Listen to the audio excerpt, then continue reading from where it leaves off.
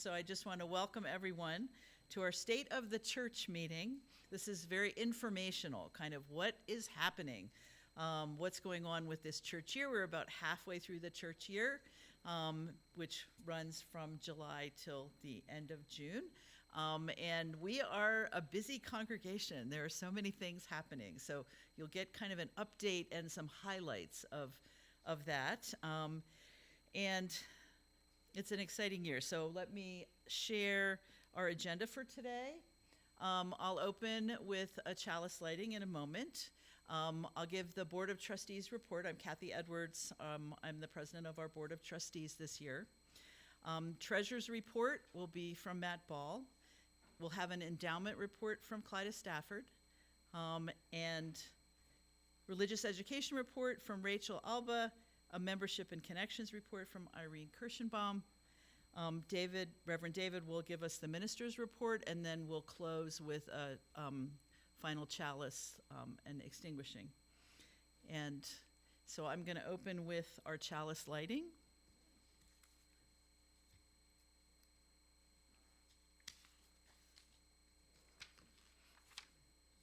So this is from Rachel Hayes, to bear love into this world. We light our chalice this afternoon with our hearts turned to the work of our congregation. We have inherited this institution from generations of people who believed in the power of human beings to bear love into the world. We carry this tradition for those who find comfort, inspiration, and joy within its real and virtual spaces. We tend the spark of imagination and hope for the world to come.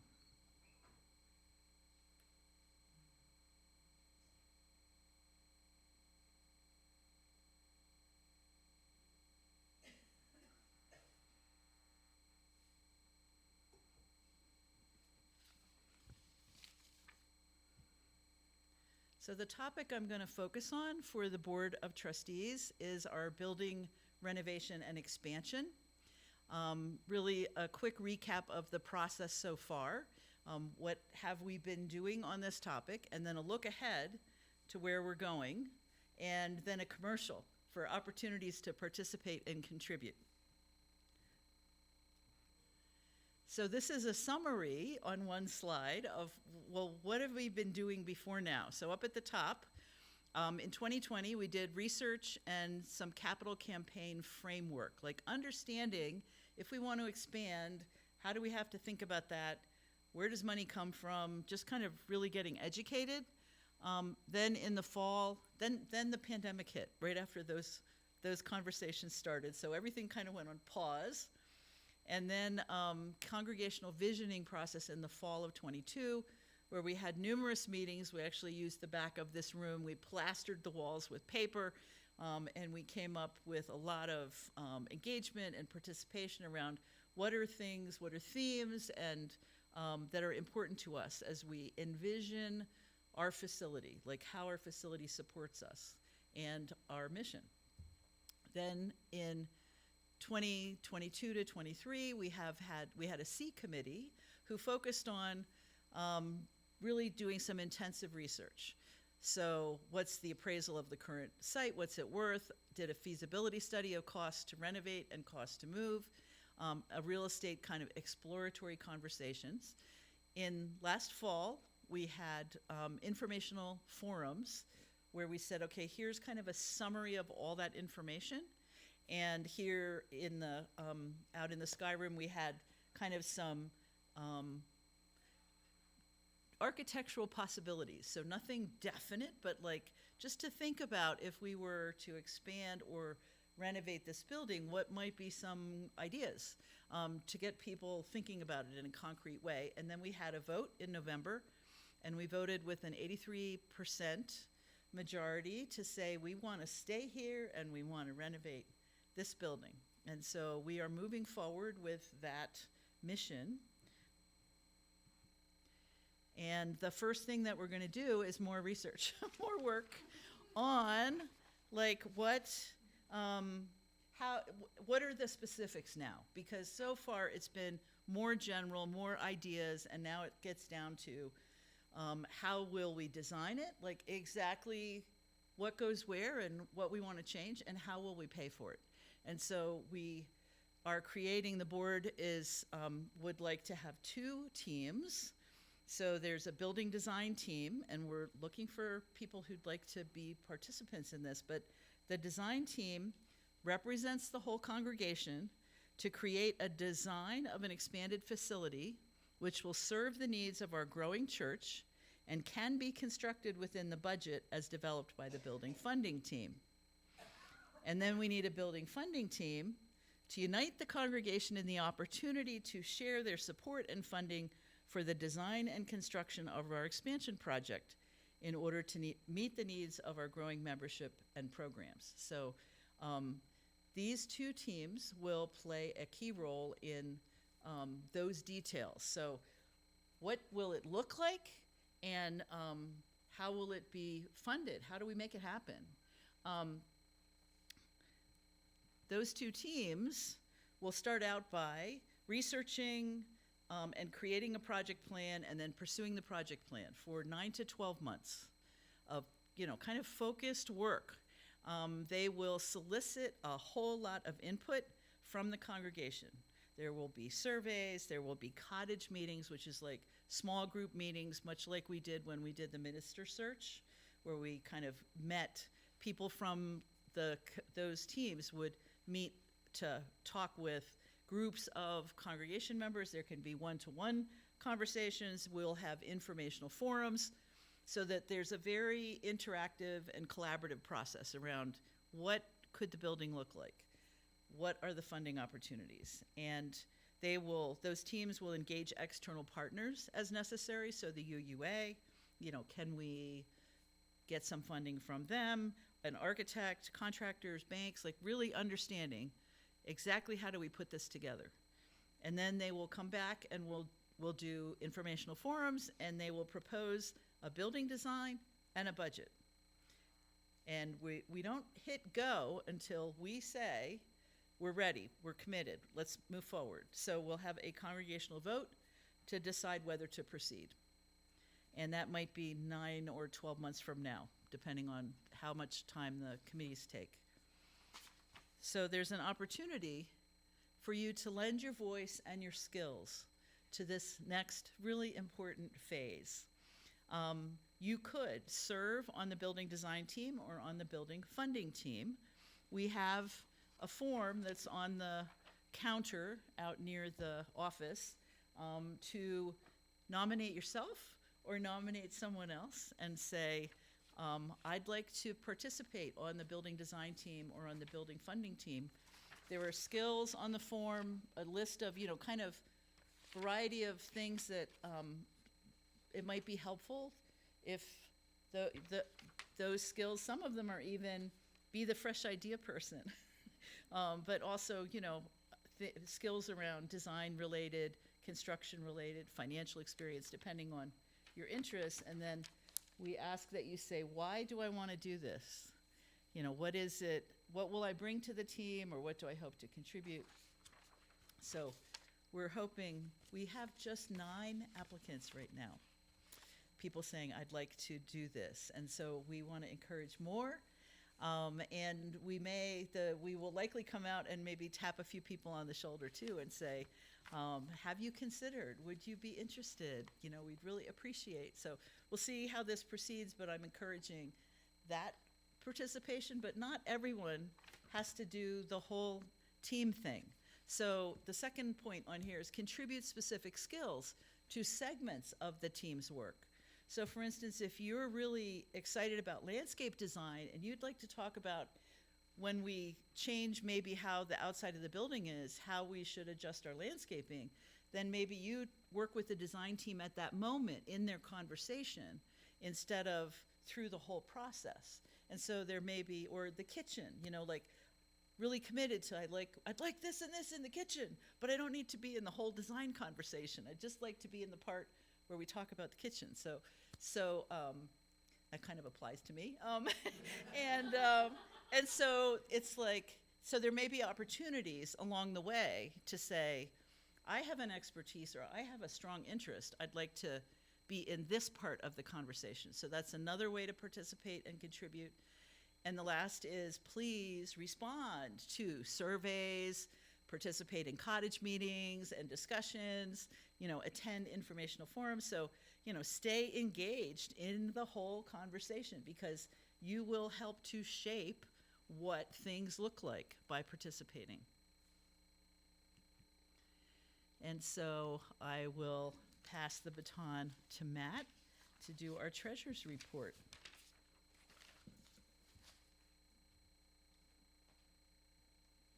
Thank you, Cathy. All right, so I'm going to try to keep this pretty short here. So, I've been the treasurer now for almost about a year and a half, almost 2 years now. So if anyone else is looking to be a treasurer, we're definitely looking for someone to consider being the treasurer for the next fiscal year. So please come talk to me if you would love to be the treasurer. We're kind of early in the budgeting cycle for this fiscal year, so this will be kind of a short presentation because we don't have the budget fully done. So what I'll do is just give you kind of some brief highlights here. What you see here is just kind of our cash in the bank. This is the money that's managed by the Finance Council, not the endowment, which you'll see later on. But basically, so if you look at the total cash, $412,000, we're looking pretty solid for a church our size. There's recommendations for like how much you have in reserves. If you add in our operating account plus our operating cash reserve, the top and bottom lines, you'll see that we're actually about roughly double what the UUA kind of recommends, sort of on an operating basis. Some of the highlights here is that the capital fund is at $60,000. I think it was maybe closer to $75,000 last year. So we're spending down a little bit of the money there in preparation for some of the improvements. I think that went to like some of the appraisals and some of the initial investigations. The main takeaway there is that as this ramps up, we do have $60,000 from those reserves, but most of the new money will have to come from other sources. And then Paths and Prism Fund, that's the next line. That's largely from a large donation we got several years ago from the Prism Foundation, and we've been just spending that down very slowly on sort of appropriate expenses there. And yeah, so that kind of gives you a highlight for the state of the balance sheet. The next one here is, so we are a little bit early in the budgeting process, but I want to give you a snapshot view of kind of where we've been. And unfortunately, this graph's a little bit, the font's a little small here, but just to kind of frame it, the one on the left side there is the budget deficit that we had in the 2021-2022 fiscal year, and that was basically right after COVID hit. And so we intentionally, for a couple of years there, said we're going to have a very large deficit in our budget and just kind of spend into our reserves. But we had a plan over the course of about 4 years to just slowly decrease that that deficit until we reach basically break even. And so this is the year where, as we put together our final budget, we need to make sure that we are close to a break even point. And I believe that we are poised to get there. We are targeting at this point, we're hoping to get on the order of 10 to 15% higher pledges. Now that's going to be the major revenue source. And the current thinking is that based on new membership, that plus just cost of living increases and so forth, we should be able to hit that. But this right here is showing on the very right side what we'd expect to see if we do in fact get a 15% pledge increase, and then that's just showing a sort of inflation-based increase in the expenses. But that number is going to change up or down depending on the actuals that we get. So we're still going to be probably a little bit of a deficit, but I think it's sort of at a manageable level. So anyways, that's all I have for now. I think we'll be around for a little bit after the meeting if people have more questions, and there will also be some budget forums in the coming months for people who have lots of detailed financial questions. All right, next up we have the endowment report.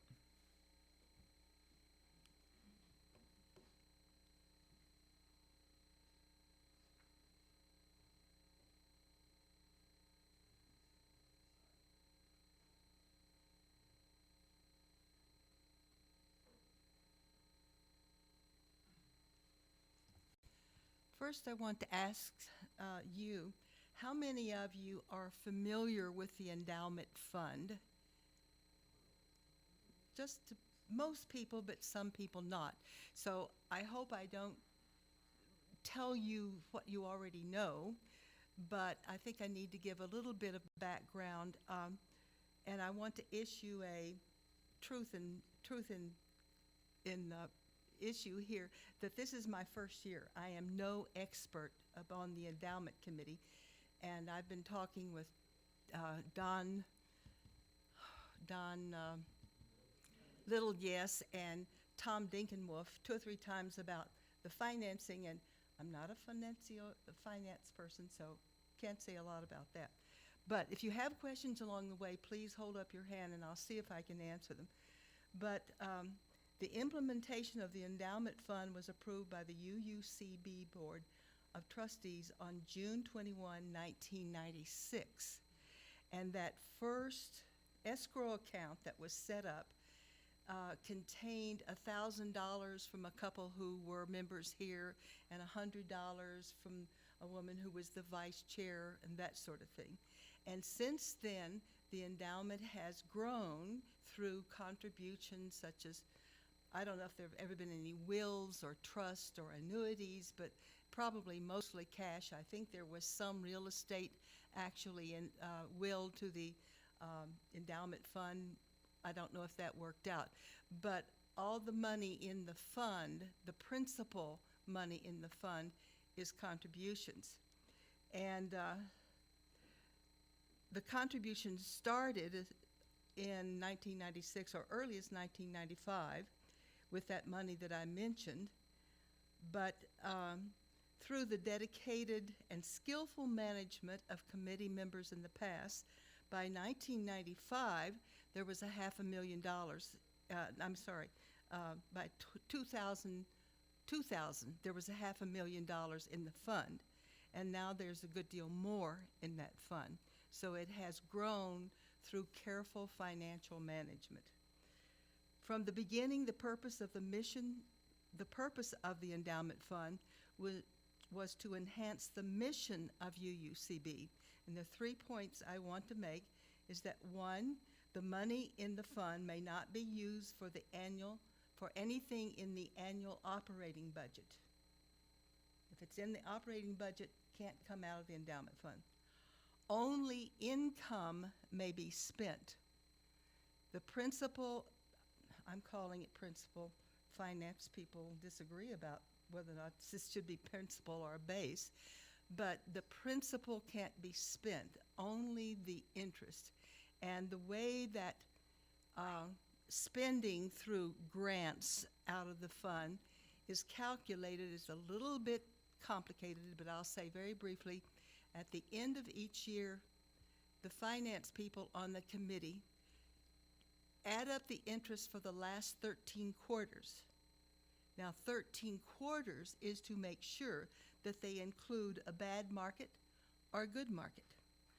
So they add up the interest for 13 quarters, divide it by 13 to get the average, and then 5%, only 5% of that amount of interest can go to the grants for the following year.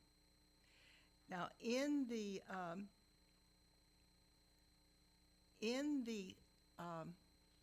documents, I call them bylaws. The original document was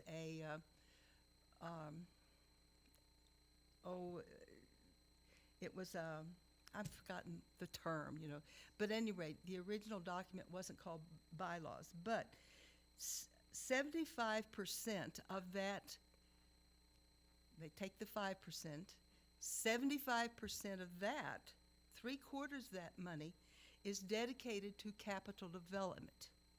And the 25% left over of what's available for the year goes to outreach, leadership development, and racial justice, social justice.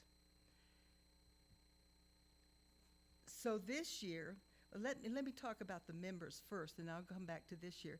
But the members of the committee are members of UUCB. The minister and the president or vice chair of the board are advisors to the committee. All of this is spelled out in the bylaws.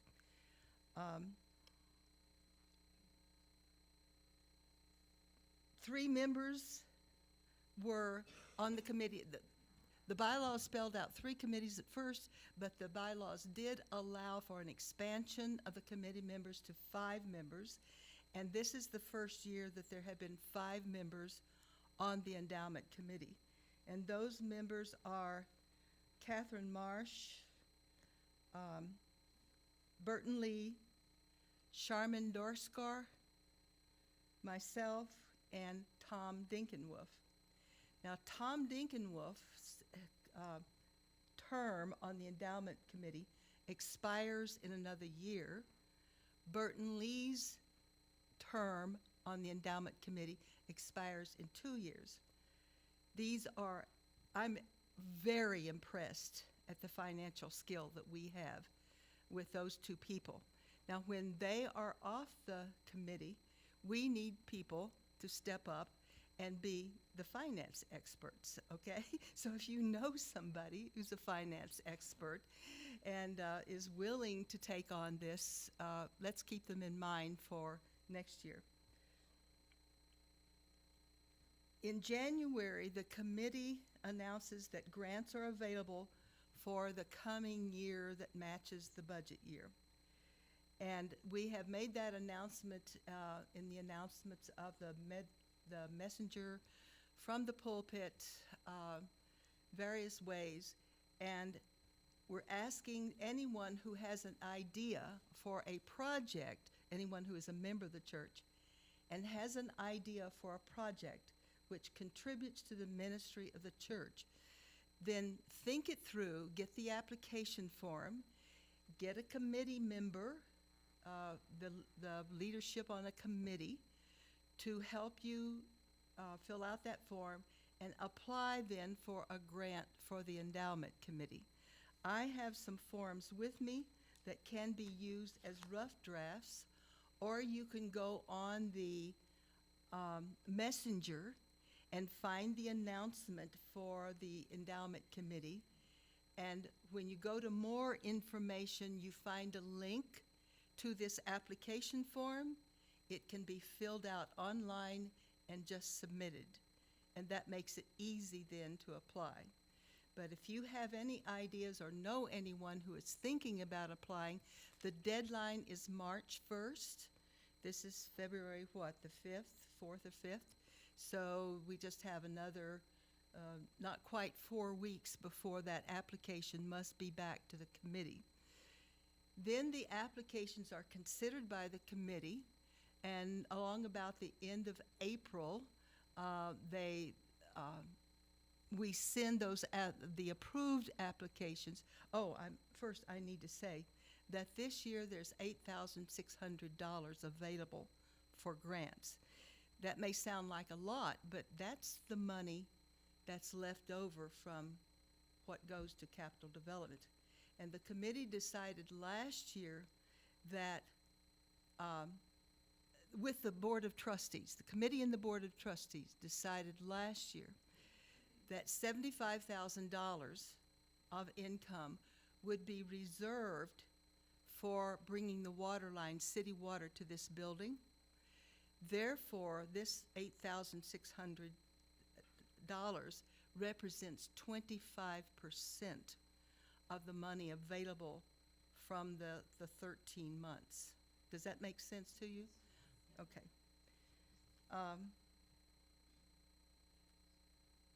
But because of that reservation of the $75,000, then there's no allowance for capital development from the grants this year.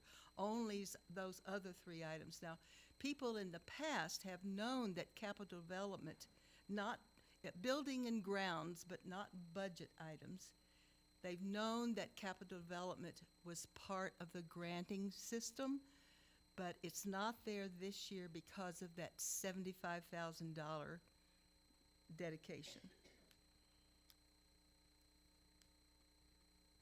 Does anybody have any questions? I'll see if I can answer them. But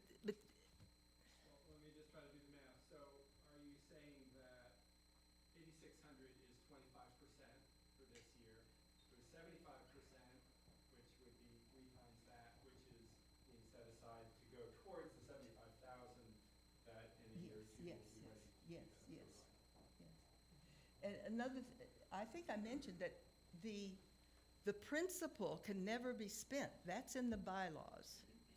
And I have read all the bylaws. There's not a paper that's labeled bylaws. It was that resolution in 1996 that the board passed that set the principles and the rules and basically the bylaws for this endowment.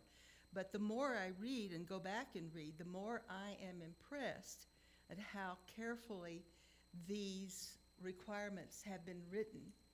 And my impression, I'm not in finance, not at all, but my impression is that the committees in the past have run a pretty tight ship, and that money is in good hands and being carefully watched and carefully invested. Of course, that's part of the skill, that we've had skilled people investing the money along the way.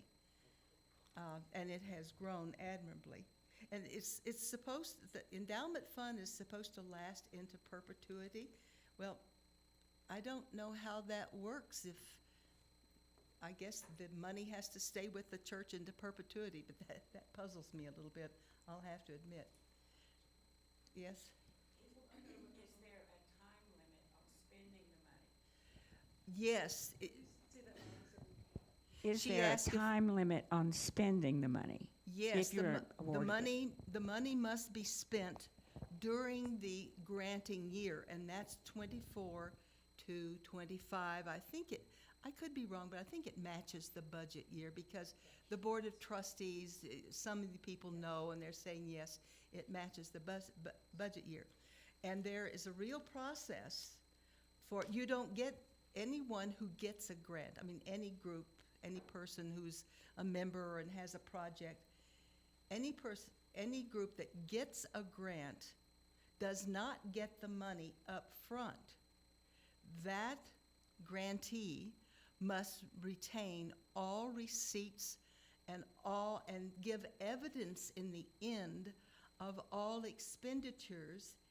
Give that evidence to Renee Lowen, who is the accountant, and then Renee Lowen works with the Board of Trustees, and finally, the money then, Renee is allowed to release the money to the grantees. So you may spend, if you are a grantee, you may spend money for a year before you get repaid, but you'll get repaid.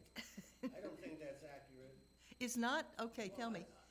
I applied for a grant years ago, and we didn't wait till, I didn't just collect the receipts in my pocket and wait 12 months to get it. We needed to have it for the project, to complete the project during that year. It might not be, it might be spread out. Okay. Well, Alan has a long-time finance guru on the committee, so can you talk to that, Alan? Yeah, so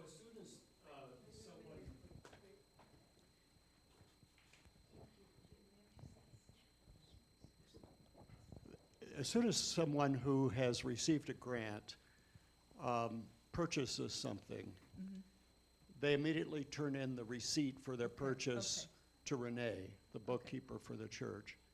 She immediately sends an email to the endowment fund saying, I have this receipt. The endowment fund then immediately transfers the money from Vanguard to the church checking account. And so all of this happens within a couple of days. Oh, okay. That the church checking account is reimbursed. So typically, because Renee has the receipt, she knows that the endowment fund's going to cover it. So she just writes a check for that amount, pays the bill, and then the endowment fund reimburses the checking account of the church at Elevations Credit Union. Okay, so it doesn't have to go through the Board of Trustees before money Right. is spent? Okay, good. I stand corrected. And the person who made the expenditure doesn't have to wait weeks or something to get reimbursed for that. Ken? So I am so appreciative of the information that you've been sharing about the endowment and really Okay, educating us. but we have to. Thank you, yes, and we have additional speakers, and so Okay. I'd like to, if there are follow-up questions on how it works, to pursue that I'll stay after around. the meeting. Yeah, okay, but I stand corrected, and thank you, Alan. So I'm new at this. I'm learning.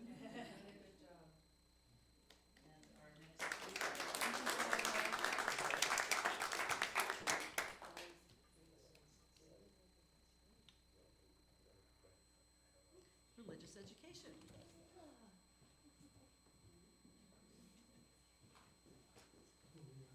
I'm so excited. Someone did put pictures in. I had intended to and forgot. Thank you, David. I'm Rachel Alba. I'm the Director of Religious Education. Most of you know that. As some of you may not remember, I started last February at the end of February. So I've been here just under a year. And in that time, we have over doubled the number of active children and youth in our programming. So last year, for our congregational certification, we said we had 23 active children and youth. And this year, when I counted name tags of kids and youth that we can reasonably expect to see in the next few months, we had 48. Wow. Yeah. So we have doubled our average attendance at religious education on Sunday mornings from about 4 to about 9, which presents a problem in the size of our table, which is phenomenal. And we have a youth group that has an engaged cohort of middle and high school youth. We've also been offering a variety of special events specifically for families, and these events have typically had about 40 people at them, which includes kids and adults, which just, like, these numbers are stunning considering what existed a year ago, and they're also great when compared to programs at other churches of a similar size. Put simply, we have a really strong foundation for our family ministry programs, and that is awesome. Yes, we can just keep clapping and having a party. In the past 6 months, we've offered several new programs for families. We offered kindergarten and first grade our whole live sexuality education. And while we only had a few families in that, those kids and their families felt that it was incredibly valuable, and our 5 volunteer facilitators were absolutely phenomenal. We've had 2 families nights out, and we will have 2 more planned for this school year, and those events are catered meals along with events. So parents get to eat without their kids around them, distracting them in the sky room while their kids are doing activities down the hallway. And sometimes we do activities together, but primarily it's an opportunity for the kids to take over this building and see it as theirs, and to have parents really get to know each other and build those relationships without being distracted and having to like wrangle children at the same time. Yeah, and to do those, we've like partnered with Climate Action Ministry, and we've had lots of volunteers, so it's also an opportunity for intergenerational relationships to build between the youth and the children and the people who are, their kids are out of the house. Yeah. By the end of this school year, we will have had 9 all ages services on Sundays. This is super cool. I think these services both help to cultivate a sense of community amongst all ages, but they also help our kids and our youth learn how to engage in worship as a spiritual space that belongs to them and not just to adults. This is true for all religions in existence, that youth graduate from high school and then they don't go to church again until they have kids. But specifically in UU spaces, a lot of times it's like, well, you have youth group, but you're not going to services, and then we're supposed to get you to get to go to services at some point. So having these all ages services help us get the kids to know how to do worship and how to get something out of worship, which is a goal that I have, that David and I have talked about a decent amount. Finally, these successes are not just mine. Our religious education and family ministry programs are thriving because of how you all have chosen to invest in them. That might also look like primarily you pay me a full-time salary to do full-time work. This is unique, and it is phenomenal and amazing, not only to me as an individual, but it's what allows us to have the breadth of programming that we have, because you have someone fully dedicated to the process. Also, you fully fund your religious education, which means that when I'm looking at my budget, I don't have to say, I can't do it because I don't have the money. It means I can do everything I want to do and actually still have some left over. which means we can like roll it over to the next year and Matt gets happy. But what it also means is like I'm able to spend what's necessary to make things happen, and it also gives us the capacity to grow our program so that when we need more crayons, because we have 100 kids here, we have the budget for more crayons or whatever else there is. And again, this is not something that all DREs experience, and so I am immensely grateful as an individual, and I know that our families and our kids and our youth are also immensely grateful because of the generosity and the way that this congregation does this. Okay. The other primary way that you all have chosen to invest in the programming is through volunteering. I have about 6 regular volunteers who teach religious education and who run the youth group, but that group has been helped by at least 16 other people who have volunteered their time through special lessons in religious education, sharing their gifts and their talents on a one-off event, or by doing something at a family's night, or really just being a friendly face to me is really helpful. And having an incredible pool of volunteers allows us to continue to have the robust offerings that we have.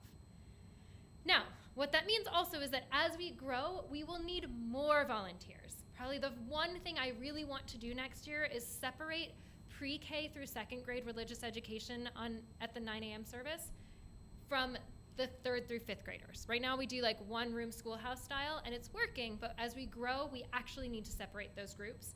And what that means is that I'll need someone or 2 people or 3 people or 5 people to be like, I want to be there most weeks so that we can separate those groups and have enough adults to make that happen. This summer, I'll be offering an 8th and 9th grade OWL-inspired sexuality education program for our kids, for our youth, over like a summer camp sort of week. And for that, what I'll need is some adults to prep snacks, to make some coffee if the parents of the youth allow their kids to drink coffee, and also just to have extra bodies in the building, so if a kid needs to take a break and go for a walk, they have a buddy. They're not off by themselves going for a walk. Not that we don't trust them, it's just better. So those are things too, if you are like, the first week in June, I'm totally free, I'd love to spend a day at the church helping out. That's an option. And I also need people who want to facilitate elementary school OWL. So that's 4th and 5th grade. It's when we talk about puberty. It's a fun one, but it's also a little bit more robust and a little bit more deep than kindergarten, 1st grade. And I'd love to have like 4 people so we can rotate weeks. Great, okay. Finally, I ask you just to continue to be generous in how you might like to support religious education and family ministry. That can be through volunteering, through all those things I just mentioned. It can be through continuing to pledge generously, or it can just simply be by being welcoming to families and kids. And that can look 1,000 different ways. It can look like helping the toddler grab the snack on the table at coffee hour when they can't reach it. It can be enjoying the interactive activities I have on the family ministry bulletin board, whether that be a matching game, I'll probably bring back Sudoku this summer, or by simply enjoying the energy that kids bring to our spiritual home, because that's what it means to be intergenerational, and I know that we do that, and we feel it, and you all have invested in that, and I am so appreciative, and we're doing really, really well.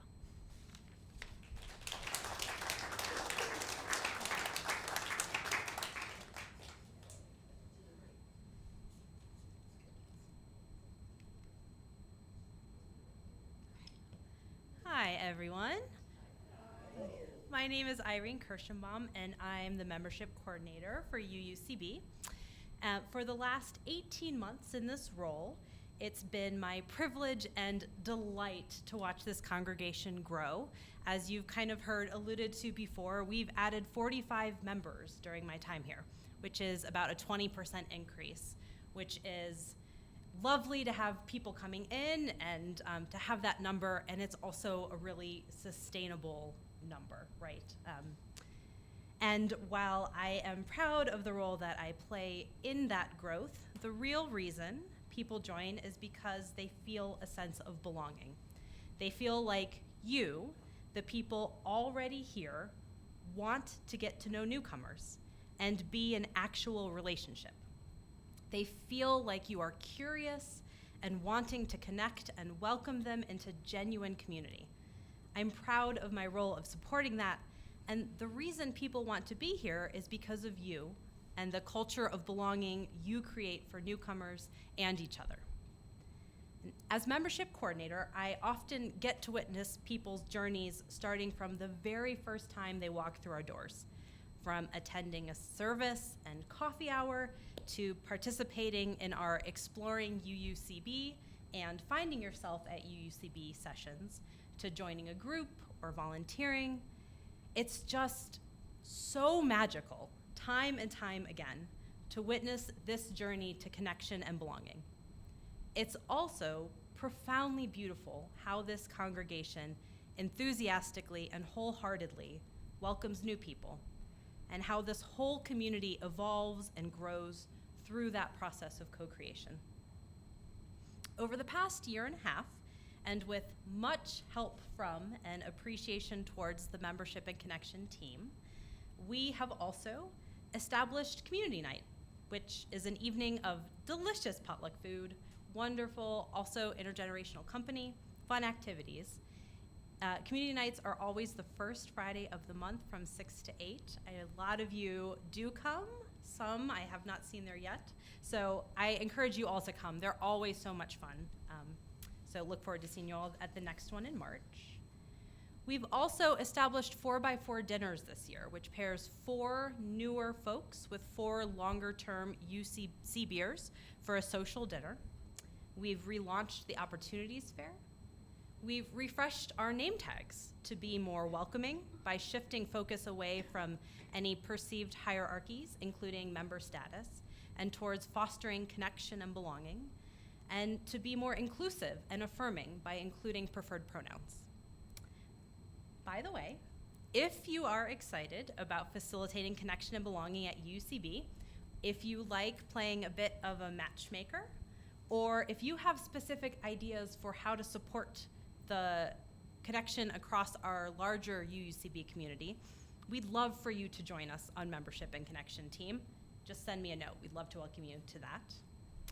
Okay, so all of that is to say, the congregational life of UUCB is vibrant.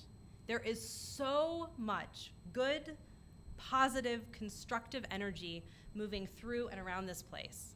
It's palpable. There are so many ways to connect. There is so much solid church life happening here.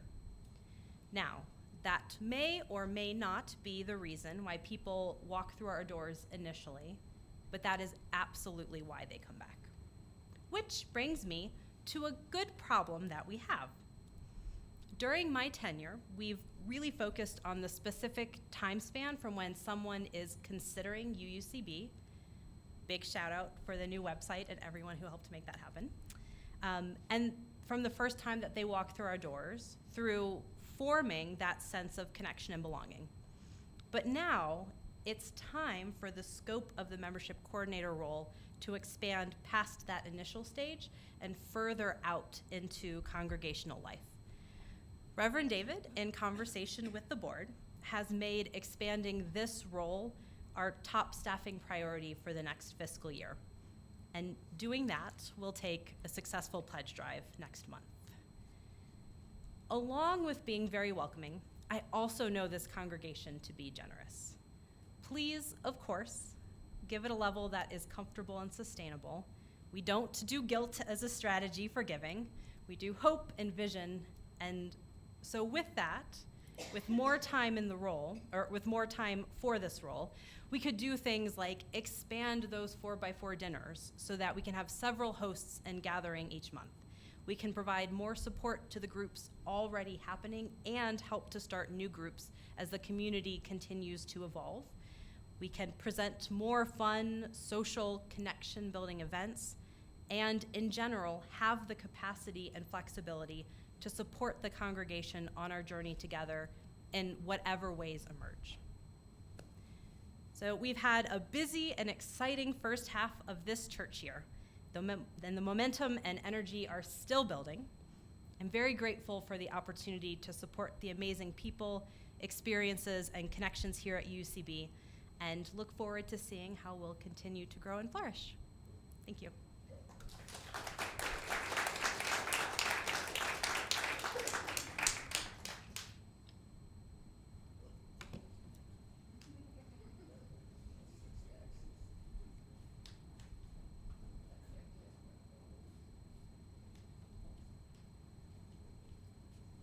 Hello. I'm Emily Koriath, and this report will be exceedingly brief. Today is my first day at UUCB.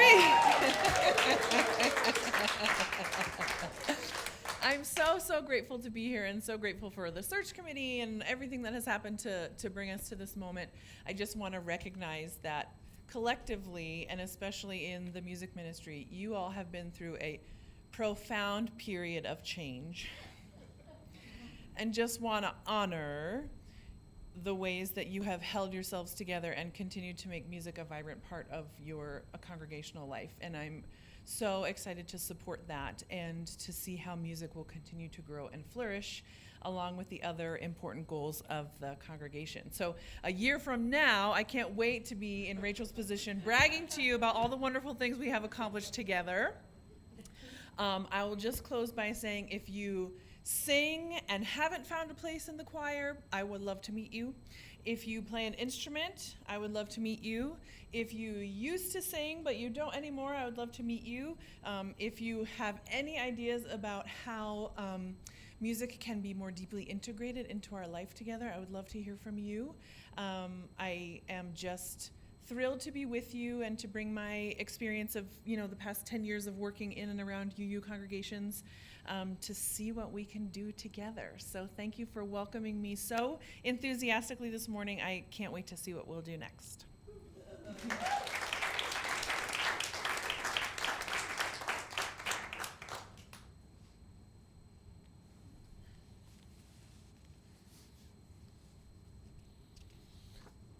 I know that 1:25, when y'all haven't had lunch, is not the best time to talk. But you had breakfast. You had a lot of pancakes. So, but I am awfully excited to get to share with you a little bit. Each year, the pledge drive team, it's Charmin and Jack this year, got together with me last month. Each year when we get together, we start by asking the question, where are we as a congregation? Where are we? What is behind us? What is ahead of us? Where do we hope to go? What do we know is coming? What do we not know if it's coming? What's working well that we want to do better? It has been, I think, either exactly or very close to 100 weeks since we reopened for weekly services in person in this building, right? It was February 13th, 2022. It was not quite 2 years. And at that time, I invite you to remember back without getting too re-traumatized by it. It was such a joy and a relief to have made it that far. It was like the very first spring thaw. And then 1 year ago, 12 months ago, we had done more than just make it through. We had reemerged. We were not, a year ago or now, trying to do and be exactly like things were before the pandemic. We were instead trying to remain faithful to our mission, to connect bravely and deepen spiritually, to embody justice and always love, and to say, all right, what does that look like now? What does that look like in this moment? 1 year ago, it was like the very first little green buds coming out on the trees. Today, do not let the 8 inches of snow fool you. As a community, this is early summer that we are moving into. The leaves, you know how the leaves are that light green when they first spread wide? Just soaking up sunlight as much as possible. That sense of early summer when adventure awaits and you know big things are ahead. You don't know exactly how you're going to do them all, but you know they're coming. You've heard that in the reports today so far. You've heard, in fact, a lot about what we're doing, and I want to talk instead for a few minutes about how we're doing it and reflect back to you 3 of the values that our congregational culture has, 3 of the ways that we act and do and move from which drive and make possible and fuel all the what that we do. The first thing I want to talk about is the way that y'all put relationship at the center.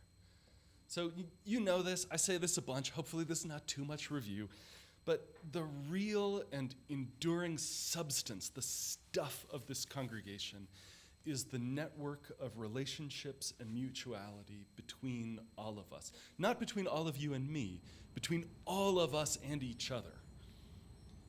We live our commitment to the congregation when we connect in relationship with each other. And those real relationships. Coffee hour is wonderful and lovely and welcoming, but I mean the real relationships, the depth there. That is people's scarcest resource these days, I believe, and deepest hunger. Having said that, I am so excited to share that Irene is going to stay on with us through June, through the end of the church year, especially with a focus on newcomers, on the folks who are coming through our door and helping them sort of bridge that initial gap of how do I start to connect here. And then in the coming fiscal year, I hope and want to expand this membership coordinator role to allow for deeper support of congregational life and mission. We do a really good job. Irene and you all do a really good job with the first, 2 or 3 months of a newcomer in this community, right? Feeling initially welcomed. We have work and opportunity to do still in intentionally inviting newcomers into that next level of depth and relationship that moves past the point of, I know some people, I like being here, I like hanging out here, into those sort of deeper heart relationships. Ultimately, those are relationships that you all own, but the membership coordinator role helps to make those connections in the spaces where that depth is possible. You put relationship at the center. You already know that the church is not the building. And this is part of what makes me very excited to embark on a building project. We are not going into this saying, oh, the building is going to change everything for us. The building is going to change who we are and what we're about. We're saying, no, we want to make room for the people who are coming in. We want to do this thing better with enough seats for everybody when it's not snowing. What we want is to expand our capacity to keep on putting relationship at the center. That's a good way to go into a capital campaign. You put relationship at the center. When the communication team worked last spring and summer to overhaul the website, the focus was trying to tell our story to newcomers, to say, who are we and what are we about? That team, incidentally, could use a few more volunteers also, if you're passionate about communication. You put relationship at the center. This is also what you did last spring when you amended the bylaws and created the Healthy Congregation team. You haven't heard too much from them this fall because that team has been coming together to learn and study what does healthy congregation mean? What does it mean to live out our relational covenant? And especially because I think we have pretty good clarity around what are expectations of behavior, what does it look like to treat each other well. We don't have a lot right now that says, when that breaks, when there is someone who says, ouch, this thing did not feel good to me, we don't have a lot of structure right now to repair relationship again. Conflict avoidance is not repair, right? That's all about putting relationship at the center. And like your willingness and interest to say, okay, how do we do that? That's putting relationship at the center. Okay, second thing. Abundance and hope and pragmatism all smushed together. I think for this congregation, for you all, and this is definitely not a me thing, because I showed up and you were doing this already. Abundance and hope and pragmatism all go hand in hand. Y'all are not a scarcity people who say, oh, how will we do this thing? We don't have enough. It's not going to work. You're a pragmatic and hopeful people who say, we want to do this thing. How can we make it work? This is the conversation often at the board as we do budgeting, on the finance council too, it's not ever, oh, we have an infinite amount of money, don't worry about it, right? It is, we want to make this happen. What will it take to do that? I bet we can make that happen. You made the choice coming out of pandemic to deficit budget instead of cutting 20% off the top.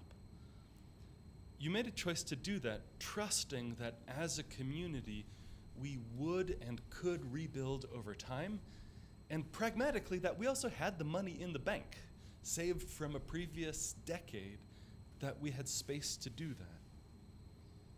You made this plan to shrink the deficit as we rebuild momentum as a congregation. And you made this a very pragmatic choice while keeping a focus on the trajectory of where we were going. With the pledge drive this year, I think we can fulfill that promise.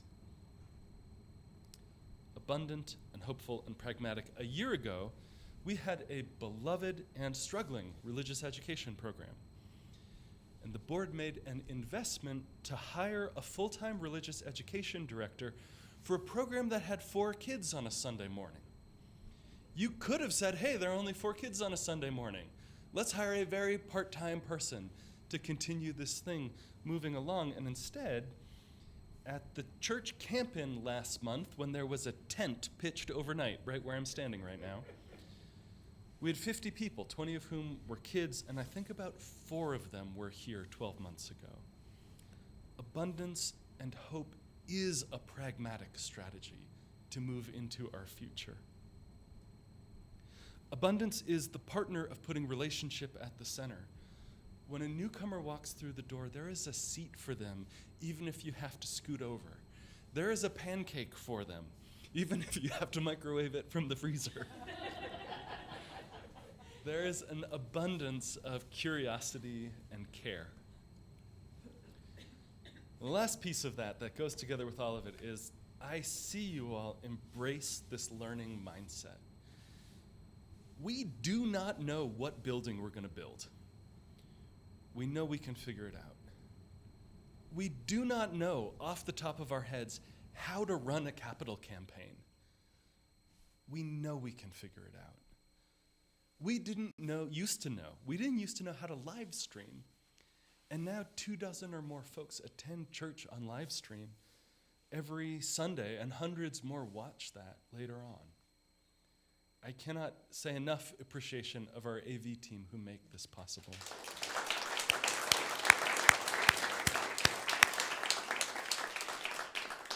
Y'all have a learning mindset. In a few weeks, we're going to talk about proposed revisions to the 7 principles. This way we've articulated our values for 40 years. And it delights me always that you don't automatically hate it. And you don't automatically love it. But I think collectively we're ready to engage and be curious and make up our own minds and figure this stuff out together. You embrace a learning mindset. We saw this last summer when we added pronouns to name tags as the default. And for a lot of cisgender people who went through our lives not really thinking much about gender, y'all needed curiosity and openness to say, oh, maybe the problem that we're trying to solve here is not about nonconformity to a gender binary. Maybe the problem we're actually trying to solve is binary and undoing that thing. Maybe the comfort and welcome and belonging of a newcomer walking through the door counts more than my own discomfort and strangeness with pronouns on my name tag. A learning mindset also means that you feel safe enough to change. My favorite comment after the service is always when someone is very clearly wrestling with, you know that feeling when you've had an experience? I have this in the music often, this emotional change or shift, or you've encountered a new idea and you walk around a while, at 12:05, kind of saying, you can see it on people's faces sometimes. I gotta figure out what to do with this thing, or this feeling, or this experience.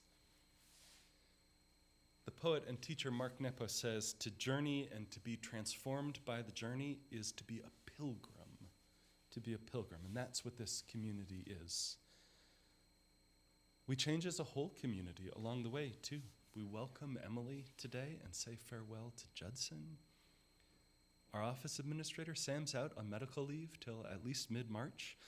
And so we step up and pivot and figure out how to adapt and give grace to the late weekly messenger emails. Well, we give Sam time to take care of themselves.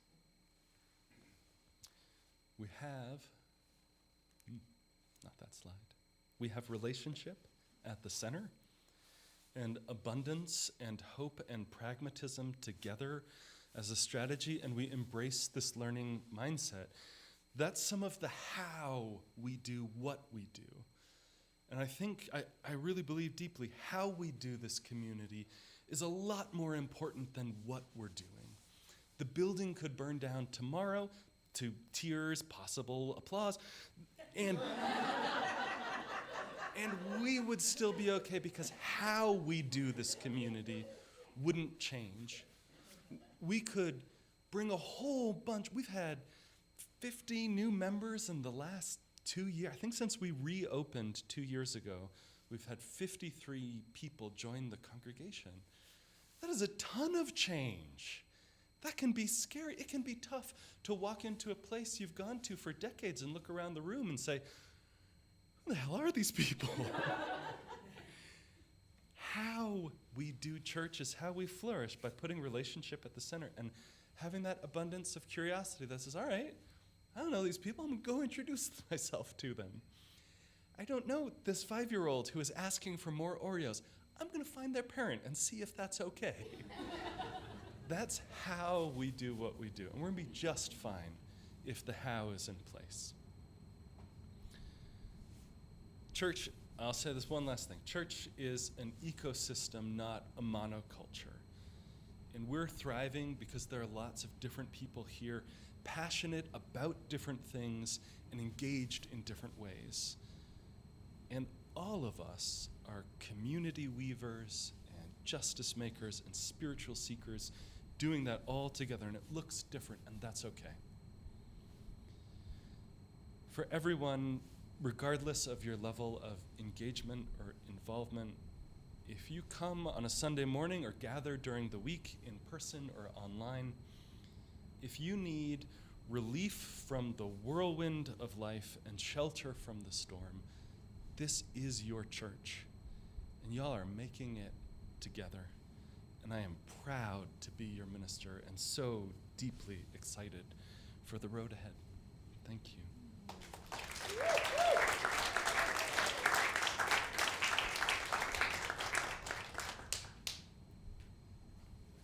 Wow. So you've just had kind of an overview of where we are, how far we've come, the opportunity in front of us, and I have a brief chalice reading to extinguish the chalice. I close our meeting with these words from Emily Dickinson. I dwell in possibility, a fairer house than prose, more numerous of windows, superior for doors, of visitors the fairest, for occupation this, the spreading wide my narrow hands to gather paradise. We dwell in possibility. Let's find out what's possible. Thank you for joining us today.